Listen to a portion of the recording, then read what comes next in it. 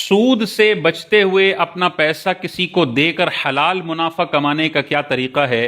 علماء کرام نے اپنی کتب میں واضح طور پر 3 طریقے ارشاد فرمائے ہیں جن کے ذریعے آپ کسی کو پیسہ دے کر حلال منافع کما سکتے ہیں۔ دیکھیں، اگر کسی کو آپ نے قرضے کے طور پر پیسہ دیا اور اس قرضے پہ آپ نے مشروط نفع لیا تو یہ تو سود ہے، اللہ اور اس کے رسول کے خلاف اعلان جنگ اور حرام ہے۔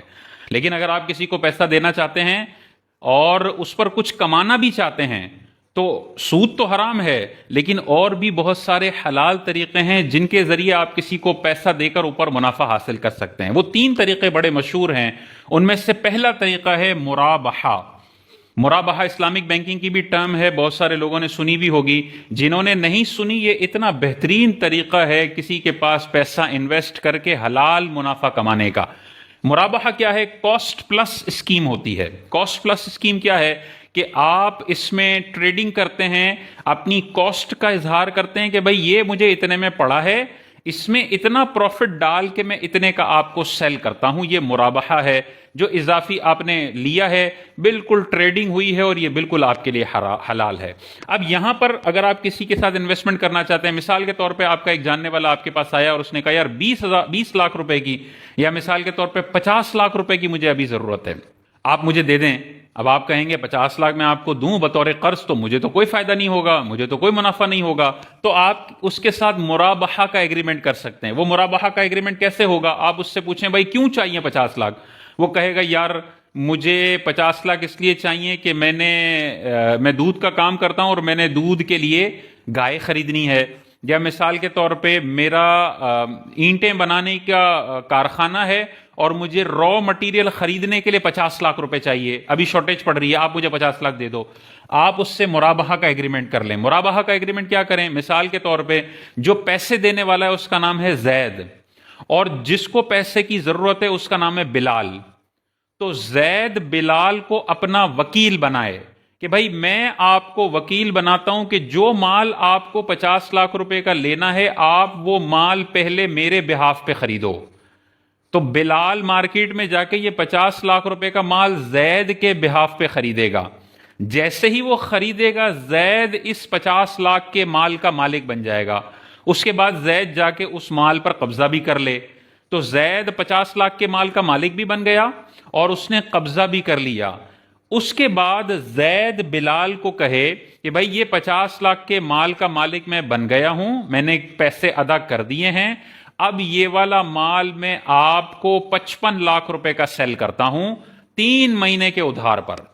آپ 3 مہینے بعد مجھے پیسے دے دینا، 1 سال بعد پیسے دے دینا، 1.5 سال بعد پیسے دے دینا، جو بھی مدت آپس میں ایگری ہو جائے اس مدت کا ذکر ہو جائے، اور بندہ کاسٹ پر اپنا منافع ایڈ کر کے وہ چیز آگے اس بندے کو سیل کر دے، تو یہ 5 لاکھ روپے کا جو اضافی منافع ہے یا 10 لاکھ روپے کا منافع ہے، جو باہم طے ہو جائے، یہ بالکل حلال ہوگا۔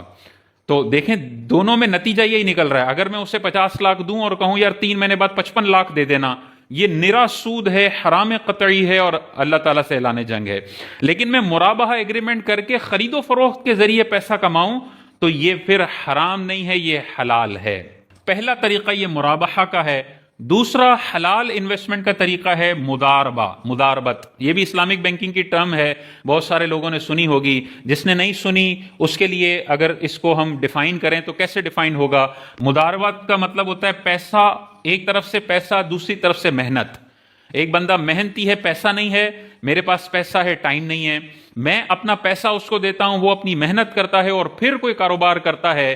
اس کاروباری ایگریمنٹ کو کہتے ہیں مداربت۔ ایک طرف سے پیسہ، دوسری طرف سے محنت۔ بالکل درست ہے، یہ معاہدہ کیا جا سکتا ہے، لیکن اس میں ضروری کیا ہے؟ اس میں ضروری یہ ہے کہ منافع پرسنٹیج میں طے ہونا چاہیے۔ پیسوں میں طے کیا تو یہ حرام ہوگا۔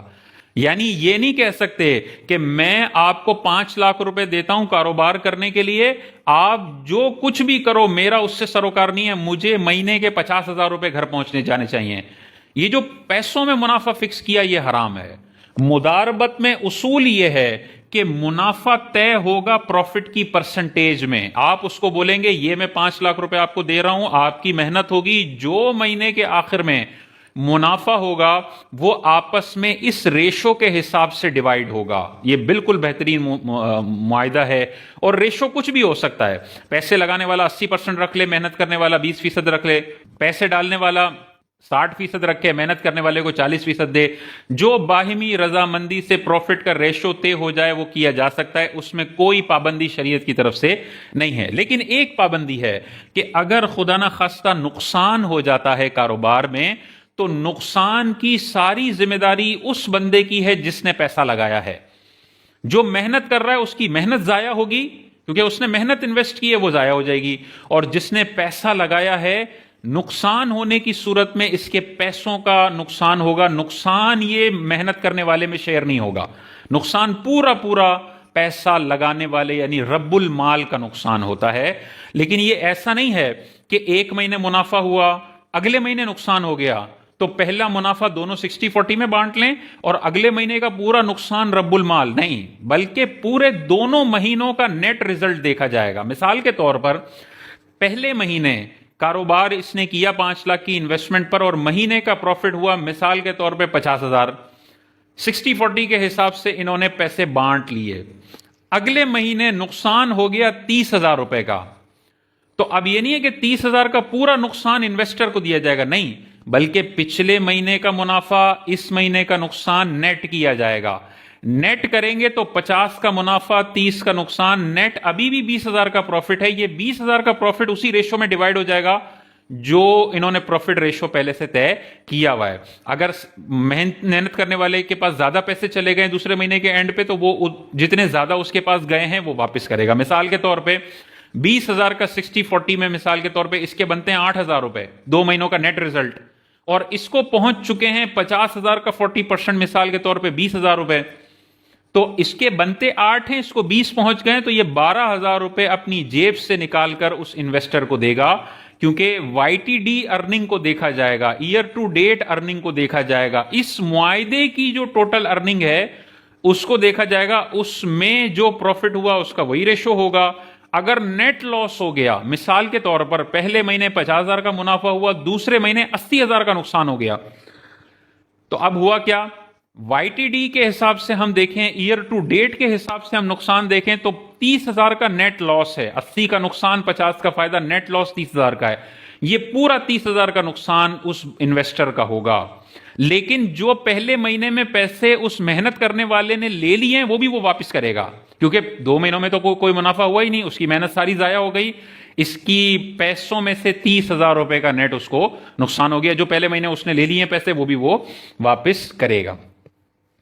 ہاں, اس میں یہ واضح طور پر ہے کہ اگر میں نے کسی کو 5 لاکھ روپے کاروبار کے لیے دیے, وہ کاروبار کرتا ہے اور کوئی نقصان ہوتا ہے تو میری ذمہ داری ہوگی. لیکن اگر اس کی غفلت, اس کی لاپرواہی کی وجہ سے کوئی نقصان ہوتا ہے, مثال کے طور پہ کھلا مال چھوڑ کے کہیں چلا جاتا ہے اور مال چوری ہو جاتا ہے, غفلت کی وجہ سے, لاپرواہی کی وجہ سے کوئی ایسا مسئلہ ہو جاتا ہے, اس نقصان کی ذمہ داری اس محنت کرنے والے پر ہے, اس کا وبال سرمایہ دار پر نہیں آئے گا. لیکن محنت کرنے والا اپنی پوری محنت کرتا ہے, اس کے بعد بھی نقصان ہو جاتا ہے تو پھر انویسٹر کا لاس ہے, محنت کرنے والے کو نہیں. تیسرا جو طریقہ ہے کسی کو پیسے دے کے حلال منافع کمانے کا, وہ شرکت ہے. شرکت کیا, مداربت میں ایک طرف سے پیسہ تھا, دوسری طرف سے محنت تھی. شرکت میں یہ ہوتا ہے دونوں طرف سے پیسہ ہوتا ہے, میں بھی پیسہ دے رہا ہوں, سامنے والا بھی پیسہ دے رہا ہے, لیکن میرے پاس ٹائم نہیں ہے, اس کے پاس ٹائم ہے. وہ پیسہ پلس محنت دونوں ڈال رہا ہے, میں صرف پیسہ ڈال رہا ہوں اور میں سلیپنگ پارٹنر ہوں. اس کو بھی شرکت بالمال کہتے ہیں, مال کے ذریعے سے شریک بن گئے, پارٹنر ہو گئے. یہ بھی بالکل معاہدہ درست ہے. اس میں بھی پروفٹ جو ہے وہ پرسنٹیج میں طے ہوگا, پیسوں میں فکس اماؤنٹ میں پروفٹ طے نہیں ہو سکتا, وہ حرام اور سود میں چلا جائے گا. اور اس میں یہ ذہن میں رکھنا ہے کہ جو سلیپنگ پارٹنر ہے اس کا پروفٹ کا ریشو اس کے انویسٹمنٹ کے ریشو سے زیادہ نہیں ہونا چاہیے. مثال کے طور پہ 1 کروڑ کی ٹوٹل انویسٹمنٹ ہے اور ایک بندے نے 60 لاکھ روپے دیے ہیں, سلیپنگ پارٹنر نے 60 لاکھ دیے ہیں, اور جو ورکنگ پارٹنر ہے اس نے 40% دیے ہیں, تو سلیپنگ پارٹنر اپنا پروفٹ ریشو 60% سے نہیں بڑھا سکتا, کیونکہ اس کا پروفٹ ریشو ہی 60% ہے. اس سے اوپر کا منافع وہ نہیں لے سکتا. وہ ویسے ہی سلیپنگ پارٹنر ہے, اپنی محنت تو کچھ کر نہیں رہا کہ محنت کے عوض کچھ اضافی لے لے, اس نے تو صرف پیسہ لگایا. تو اپنی کیپٹل انویسٹمنٹ کے ریشو سے زیادہ وہ منافع نہیں لے سکتا. اس کی 60% انویسٹمنٹ ہے تو 60% منافع وہ لے سکتا ہے. کم جتنا چاہے لے, وہ 30% لے لے, وہ 50% لے لے, لیکن میکسیمم کتنا لے سکتا ہے سلیپنگ پارٹنر؟ میکسیمم اتنا پروفٹ لے سکتا ہے جتنا اس کا انویسٹمنٹ کا ریشو ہے ٹوٹل انویسٹمنٹ میں. تو وہ ذہن میں رکھنا چاہیے. اور اس میں بھی نقصان کیپٹل ریشو کی بنیاد پر ہوگا. مداربت میں چونکہ 100% انویسٹمنٹ بندے کی ہوتی ہے اور محنت کرنے والے کی 0 انویسٹمنٹ ہوتی ہے, تو نقصان پورا سرمایہ دار کو ہوتا ہے کیونکہ پوری انویسٹمنٹ اس کی ہے.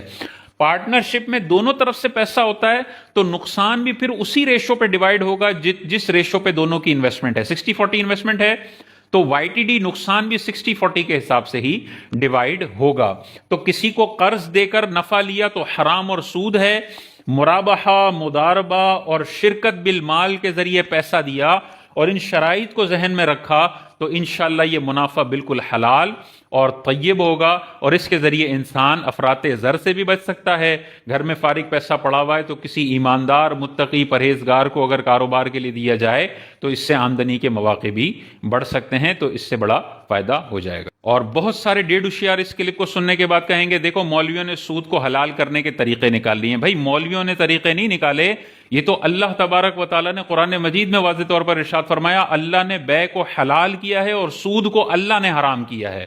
اور مرابحہ کا پروڈکٹ, مرابحہ کی پوری چیزیں اللہ کے نبی نے ارشاد فرمائی ہیں. اگر اس کی بنیاد پر کوئی اضافی پیسہ حاصل کرتا ہے تو اس کے حرام ہونے کی ہمارے پاس کوئی اور وجہ نہیں ہے کہ ہم اس کو حرام کہیں. بہت سارے لوگ کہیں گے کان یہاں سے پکڑو یا وہاں سے پکڑو, بات ایک ہی ہے. بھائی یہ بات نہیں ہے. یہ جو اعتراض کرتے ہیں نا کان یہاں سے پکڑو یا وہاں سے پکڑو, بات ایک ہی ہے. یہ حقیقت میں بخاری کی حدیث پر اعتراض کر رہے ہوتے ہیں. تاجدار کائنات کی بارگاہ میں کچھ صحابہ آئے اور عرض گزار ہوئے کہ یا رسول اللہ ہماری مارکیٹ کا یہ ٹرینڈ ہے کہ ہم 2 سا گھٹیا کھجور دے کر 1 سا اچھی والی کھجور لے لیتے ہیں سامنے والے بندے سے. تو حضور علیہ السلام نے ارشاد فرمایا یہ نہ کرو, یہ تو سود ہے کہ 2 سا دے کر 1 سا لے رہے ہو. مثال کے طور پہ 2 کلو گندم دے کر 1 کلو گندم, 2 کلو کھجور دے کر 1 کلو کھجور لینا. حضور علیہ السلام نے فرمایا یہ نہ کرو, یہ تو سود ہے.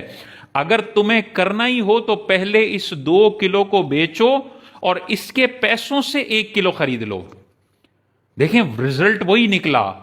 پہلے نرا سود تھا, جو اضافی 1 کلو کھجور لی جا رہی تھی وہ نرا سود تھا, حرام تھا.